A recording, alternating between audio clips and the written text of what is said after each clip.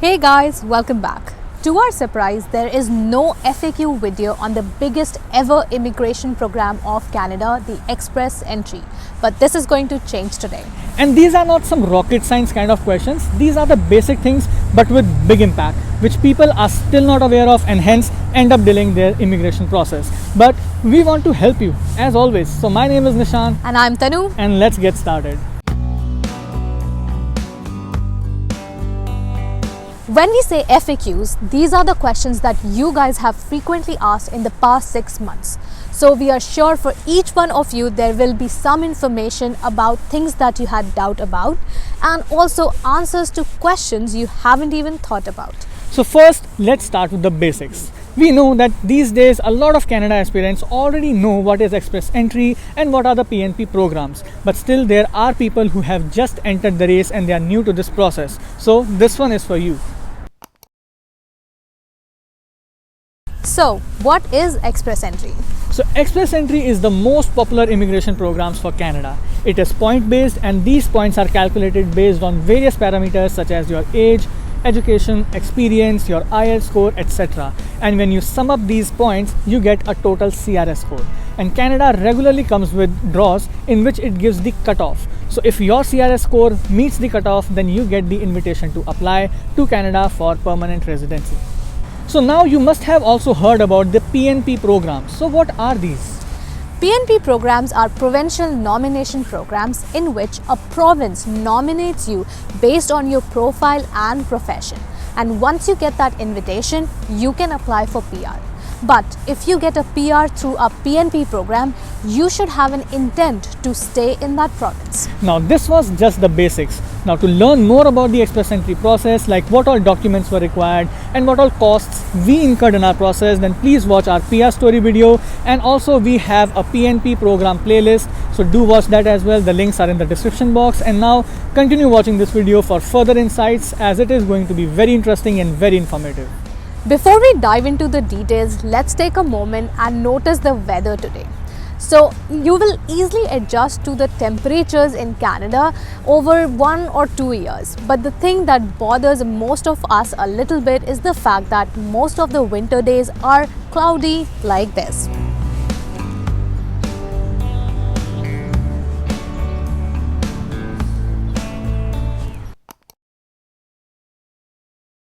Now let's get back to the video and cater to some of the common questions and misconceptions about Express Entry and Canada PR.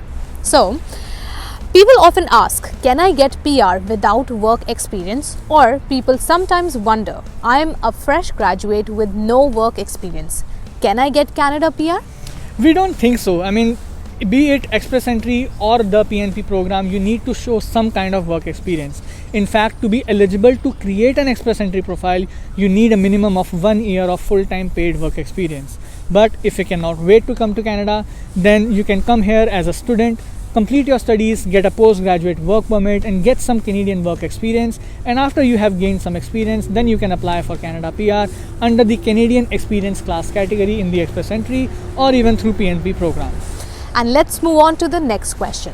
Now, a lot of people have this doubt. Where do I start? Do I go for Express Entry or PNP program?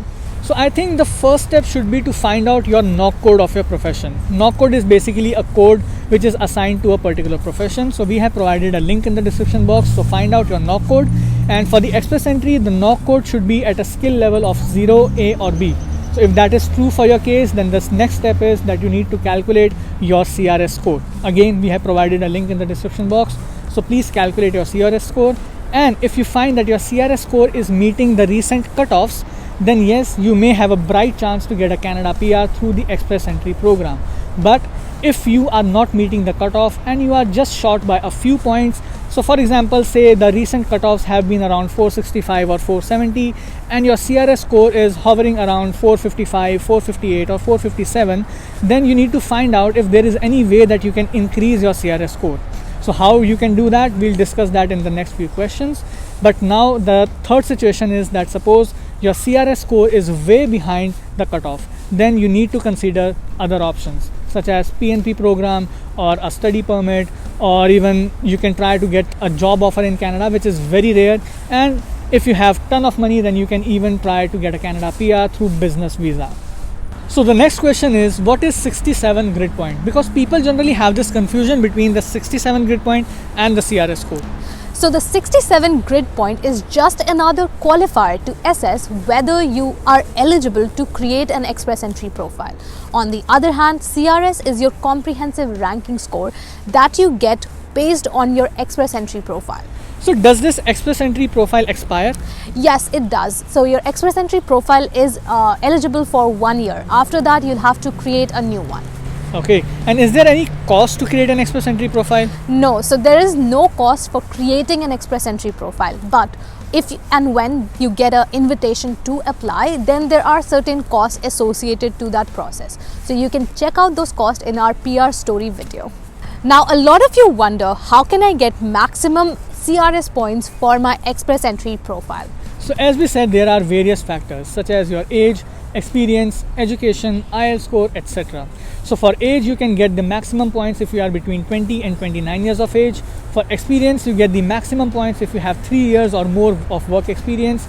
For IELTS, you get the maximum points if you have an IELTS score of CLB 10 or more. And for education, you get the maximum points if you have a PhD. But obviously, because most of us are not PhDs, so I would say the second best would be a master's degree or a professional degree. And apart from that, there are other factors as well, such as the second language, which is French, or even Canadian work experience. But these are not some common things for most of us, because obviously most of us do not have any Canadian work experience. Most of us do not know how to speak French. Most of us do not have a brother or a sister already living in Canada as a PR or a citizen. But if that is true for your case, then we have provided a link in the description box where you can check the points that you can gain for each of these factors. So people often ask that if I get PR either through Express Entry or PNP, can my spouse and kids come with me? Yes, but only if you added them to your PR file and as an accompanying spouse and dependent children. If not, then once you get your PR, you can sponsor them and apply for their PR. Meanwhile, they can come and live with you on a visitor visa. And if I add my spouse to my PR file, will it increase or decrease my CRS score? Well, it depends, because once you add your husband or wife in your PR file, you get a little less points for your own age, education or IELTS score. But if your husband or wife scores well in IELTS or even CELPIP and have at least a bachelor's or a master's, the net effect could be positive. So you should check your CRS scores with both the scenarios. So people also ask that is it mandatory for the accompanying spouse to give IELTS or a CELPIP exam? No, it is not. But as we mentioned earlier, if your spouse scores well in IELTS or CELPIP, it can actually help increase your overall CRS score. Okay, and if I have a friend or a sibling living in Canada as a PR or citizen, do I get some additional points for that? Not for a friend and not even for a cousin. But if you have a sibling who lives here as a Canadian citizen or Canada PR, you can get 15 additional points. And can I bring my family if I'm coming on a study permit? Yes, you can. For your spouse, you can apply for an open work permit, and for your dependent children, you can apply for a visitor visa. You'll need to submit their application online at the same time when you're submitting application for your study visa. Now, for those of you who are interested in PNP programs, a lot of you have asked, can we apply for multiple provinces at the same time? Yes, you can apply for multiple provinces at the same time, but at the end you can accept a nomination from only one of the province. Right. Now, since we are talking about PNP programs, we do have a question. It's a long one, so let's hear it out. One of you asked, I showed interest in Alberta PNP when I submitted my express entry profile. My CRS score is 370, but when the last cutoff came for Alberta express entry stream, the minimum score required was 301. So why didn't I get a nomination from the province? So PNPs are always a waiting game. Unlike express entry, PNPs are not purely based on the point system. One major factor is that whether your profession lies in the targeted occupation of that province or not. So yes, your occupation plays a very important role in your PNP nomination. Now, since we are talking about the importance of profession, let's address a major misconception about the express entry stream. People think that the knock code of their profession is the most important thing in their express entry profile. But that is not true. The only thing important is that your knock code should be at a skill level of 0, A or B, as we explained earlier. And as long as your knock code is at that skill level, no profession is given a preference over the other. All of them are equal. Now the next question is, does getting an ITA, which is invitation to apply, guarantee my PR to Canada? No, it does not. Getting an ITA simply means that your CRS score met the cutoff. The actual process starts now. Now you'll be submitting your documents, and if it is found that there's a contradiction between what you claimed on your express entry profile and what your documents say, then your file could get rejected. And now the golden question, do I need an immigration consultant? So it depends on your choice. There is no requirement that needs you to have an immigration consultant for your file.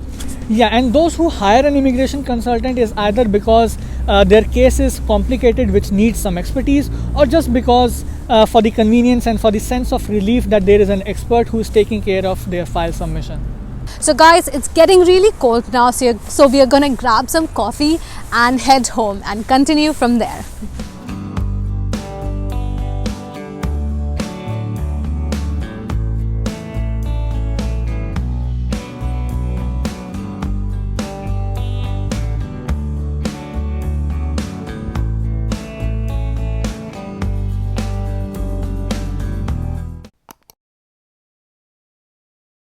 Alright guys, so we are back at home, all warmed up and ready to continue. So let's start with discussing some of the frequently asked questions regarding the documents that need to be submitted.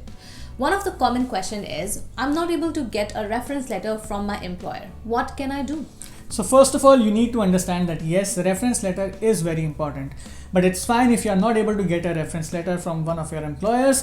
But what you need to do is that you need to write a very convincing letter of explanation explaining that why you are not able to obtain a reference letter from your employer even after many efforts. Along with that, you need to collect as many employment proofs as possible. So for example, your salary slips, your offer letter, appointment letter, appraisal letters, promotion letters, or reference letters from your colleagues or managers or even the clients that you have worked with. Along with that, you can also provide bank statements showing the salary deposits from your employer. And what if my salary was paid in cash? Is that acceptable? Yes, cash is an acceptable mode of payment in the eyes of immigration officers, so that's not a problem. But the thing is that you need to be able to prove that you were actually paid. So what you need to do is that you need to get this in writing in your reference letter that you were paid and this was your exact salary, and even better if it is mentioned that you were paid in cash. Along with that, you need to collect as many proofs as possible. So for example, a cash voucher, that is a receipt of any form, or even a photocopy of the cash register where you might have signed while receiving the salary in cash. Or you can also get a salary certificate from your employer stating that you were paid in cash as per the company policies, etc. Another common question is, people ask, do I need to provide reference letter for all my past employers? So first of all, you need to understand that in your Express Entry profile, you are required to mention about all your past 10 years of experience, and for all those 10 years of experience, you are required to provide a reference letter as well. But for example, if you have more than 10 years of experience, so let's say you have 15 years of experience, then it is your choice whether you want to include those additional 5 years of experience in your Express Entry profile or not. But if you decide to include those additional 5 years of experience in your Express Entry profile, then yes, you will be required to provide the reference letters for that as well. Alright, so the next question is, what if I don't have a birth certificate? Birth certificate is not a mandatory requirement for the primary applicant or the accompanying spouse, but birth certificate is required for your dependent children who are coming with you. Alright, and there's another question which a lot of people ask, and that is that the address on my passport doesn't match my current address. So is that a problem? Well, this could be a problem because when you submit your Express Entry file and if you get an invitation to apply, you're also required to provide a police clearance certificate which should not be older than 6 months. So the police will visit you at the address that they have on record at the passport office. So it's always a good idea to have the address on your passport updated. And also not only for the immigration, I mean, it's always a better idea to keep all your documents up to date. Anyway, so the next question is that the proof of fund requirement. So do I need to submit that while creating the Express Entry profile or after I have received my invitation to apply? So the proof of fund requirement document is actually required to be submitted when you get the invitation to apply, and we would expect the same for any other provincial program as well. Moving on to some other common questions. People ask, do I need a IELTS or CELPIP score before I create my Express Entry profile? Yes. And do I need my education and credentials assessment done before I create my Express Entry profile? Yes, you will need all these documents, I mean your IELTS score and your ECA, before you have created your Express Entry profile, because in your Express Entry profile you need to enter the accurate data. I mean, any day you can have a very rough idea about your estimated CRS score based on the assumptions, but while you are creating the Express Entry profile, you need an accurate data. Another common question is, how will my degree be assessed? I have a bachelor's in distance learning, I have a PG diploma, I have a master's, etc. How will my degree be evaluated? So no one can tell you that in advance. You'll have to get your ECA done through WES, ICAS or any other body, and only after that you'll get to know that how exactly your education will be assessed. But what you can do is that you can reach out to people who have moved to Canada and who have the same degree from the same college or university. So you can reach out to these people through various Facebook groups or even on LinkedIn and ask them that how exactly their education was assessed. So now let's move on to the employment related questions that you guys generally ask. So the first question is, should the job duties in my reference letter match the description of the knock code that I have chosen? Yes, they should match in spirit but not word by word. This means you're not supposed to copy paste the description from the knock code into your reference letter. Make sure your reference letter is truthful and it describes the job duties in a way that is relevant to the knock code that you chose for your file. Perfect. So the next question is that if I have chosen a knock code for my Express Entry profile, do I need to work in the same field when I land in Canada? No, it is not a requirement. Once you become a PR here in Canada, you can completely change your career path if you want. So did I. I moved from research to banking. Moving on to the most popular question, this is asked every day. My field is XYZ. What is the scope of my field in Canada? So we are not going to answer this question in this video because the answer to this question is very long and we have already created a separate video about it in detail. So please go check it out. The link is in the description box and on the screen as well. Now moving on to the next question. Do employers here in Canada need the reference letter that I submitted for my Express Entry file? So those reference letters actually acts like an experience letter as well. So yes, please keep a digital copy of your reference letters even if you are done with your immigration process, because employers may ask for it. So now let's move on to the last section of this video, which is all about the questions related to IELTS, because you know IELTS has the biggest impact in your Canada immigration process. So the first question is, which IELTS do I need to give? Is IELTS Academic better than the IELTS General? So if you're applying for a study visa, that's when an IELTS Academic is relevant. But if you are applying for an Express Entry or PNP program, so you need to provide the score from your IELTS General exam. And no, the scores from these two exams are not interchangeable. So is there any alternative to the IELTS General exam? Yes, there is. It is called CELPIP. Actually, there are two kinds of CELPIP exams, CELPIP General and CELPIP General LS. You need to choose CELPIP General. And we have heard from people that they have found the CELPIP General exam to be easier than IELTS General exam. We do have a video comparing the two, so you can definitely check it out. Another question is, do the scores from these exams have an expiry? Yes, for both IELTS and CELPIP, the scores are valid for 2 years. But that doesn't mean that you cannot give another attempt in these 2 years. Yes, you can give multiple attempts. But in case, suppose your score is less in the second attempt, you can still make use of the score from your previous attempt, I mean whichever is higher, as long as the scores haven't expired yet. Other questions are, what is the minimum score I need to be eligible to create the Express Entry profile? So the minimum score that you need to create an Express Entry profile, to be eligible to create an Express Entry profile, is a CLB 7. So if you are giving IELTS, then CLB 7 means a score of 6 in each section, and if you are giving a CELPEP exam, then CLB 7 means a score of 7 in each 4 sections. And are these minimum scores enough to get the PR through Express Entry? Most likely no. Given the competition these days and the skyrocketing CRS cutoffs, I would say you might need a higher score than these minimums. I would say target for at least a CLB 9. So the next question is, do I need to give a French language test as well? So no, giving a French language test is not a requirement, but if you're somebody who's proficient in French or who has time and resources to learn French, then giving the French language assessment will actually increase your CRS score. And French is not only beneficial for your immigration process, since English and French are Canada's 2 official languages. If you are bilingual, then you can definitely get an edge in the job market, even for jobs in the government sector. So if you're a student and you're watching this and Canada is your dream, now you know why to choose that French elective in school. And now let's move on to the last question of the video, which is, are there any cases where I don't need to give an English language proficiency test?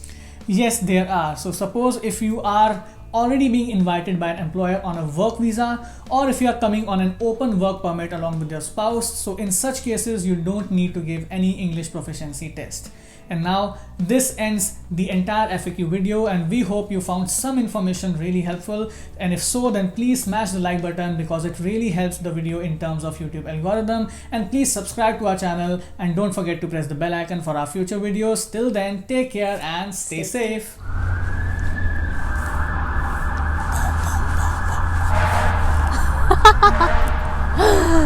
और जी आपका स्वागत है।